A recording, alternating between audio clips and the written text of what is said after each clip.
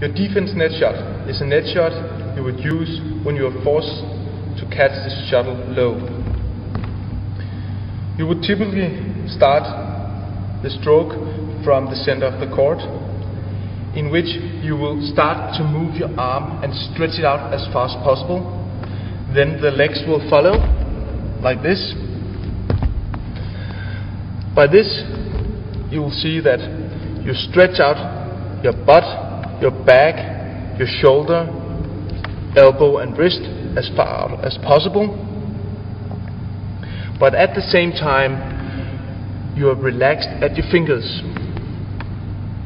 like this. You will see your racket head will probably be pointing nearly horizontal, but probably also a bit downwards. The actual movement is very simple. You only use your fingers, which you contract slightly upwards. This makes the racket move upwards, which gives just enough power for the shuttle to pass the net tightly.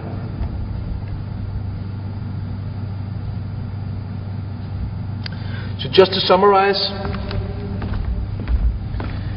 make sure that your racket is moved first. Stretch out in your back, shoulder, elbow and wrist. Make your feet follow. Let the racket head point slightly downwards. Relax in your fingers. Contract your fingers so that the racket head is moving in an upward direction, which gives the shuttle just enough power to pass the net. During a defense net drop, you might also consider to do it cross court. The start of the movement is exactly similar to a normal defense drop shot. You would start by stretching out your arm and back to reach out as far as possible, and then make sure that your legs will follow, so you end up in a position really stretched out. You'll notice that your racket head is pointing slightly downwards, and at the same time you'll be relaxed at your fingers. What you want to do as the shuttle approaches is that you want to contract your fingers so that you move your racket up and a bit backwards, and at the same time you want to contract your wrist so that it bends backwards in around 80 degrees angle. It means that your starting position is like this, and you will end up like this. Again, here it's important to emphasize that you shouldn't rotate in your wrist, as the shuttle will tend to go either too high on the net or to go too deep into net. So it's very important that you only use your fingers and that you bend backwards in your wrist.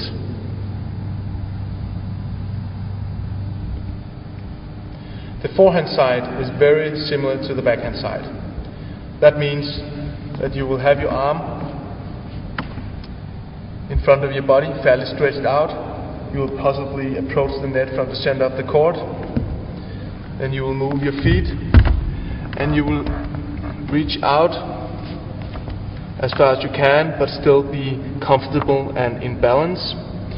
You want to make sure that your fingers are relaxed and that there is around 15 to 20 degrees of an angle in your wrist. As you want to hit the shuttle, what you want to do is you want to contract your fingers so that the racket moves upwards, and at the same time you want to bend a little bit in your wrist so that it moves outwards. So it's an upward and outward moving motion.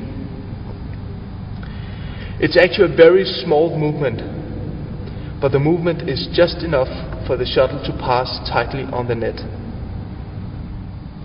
Similar to the backhand side, this shot can be made cross court. So you start from the center of the court, moving towards your forehand corner. Your arm will be stretched out, and you will also be stretched out in your back, and reach out as far as you can, but still be comfortable and in a balance. You will try to relax in your fingers, and there will be an angle of around 15 degrees in your wrist. As the shuttle approaches and you want to hit cross-court defense net drop, you want to contract your fingers and bend slightly in your wrist to an end position like this. That means it's a very small motion, and the only thing you do is contracting your fingers and bending slightly in your wrist.